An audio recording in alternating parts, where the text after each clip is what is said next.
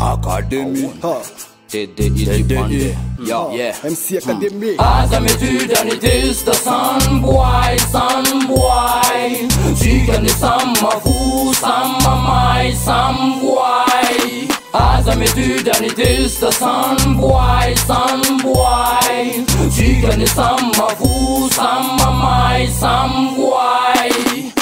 Boot black, the bass is back. Tungi tap and not to move raga hip hop. I don't feel the band, my sack, me talk, my tant, my sack, man, that, my party, you know.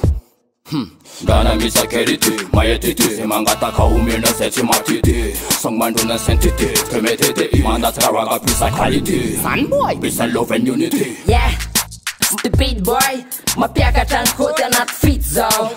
As a man, nu är han firzao. Mas mena manan bara fa. Yeah, ista izok, turama. Ma meta kale izo cham vi mamai. Fewa lus manga fia live.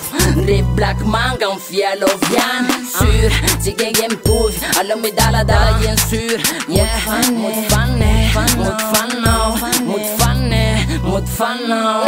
Sendre, riksa ma fana manala ne dala na manatala riksa fana chama ikatu kata para mix tatana namba semiana ana pangare pawe cita ita te ma fit pa etoaran fit afana fit api kwa fana chama ikati arapinar na rima flow tro argo anatun ranekro ya aya in kelam taraina uya mama ya tililo mana itaina tilu mama ya lepa kun saina fatika etor paina. Ozona Mc Akademy is the sun boy. Chicken is some food, some my some boy. Ozona Mc Akademy is the sun boy. Chicken is some food, some my some boy.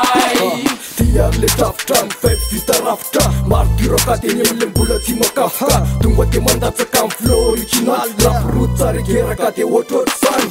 Tumba masika, anevep magnifique. Riksa tumba manda tsakam le vasu mamfika. Alike matita, amle kifensipa. Martiro katini amlevep tarapika. Atsaga kun fat hutta manu. Lefa senta farai mek me tuturan. Mariat nemsi, ambeja katras. Ambeja kasuni anatrapkas. Kaza mantanwe, saya natu mufte. Mula afayanwe, sajin senangesa nusan. Refa senta farete pizza kanti matan. Refa senta farete pizza kanti matan. Ozona Mc Akademy is the sun boy.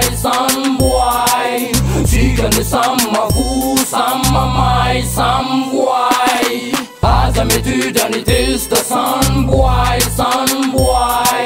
Chicken is some food, some my some boy. Yeah man, original MC Academy Martura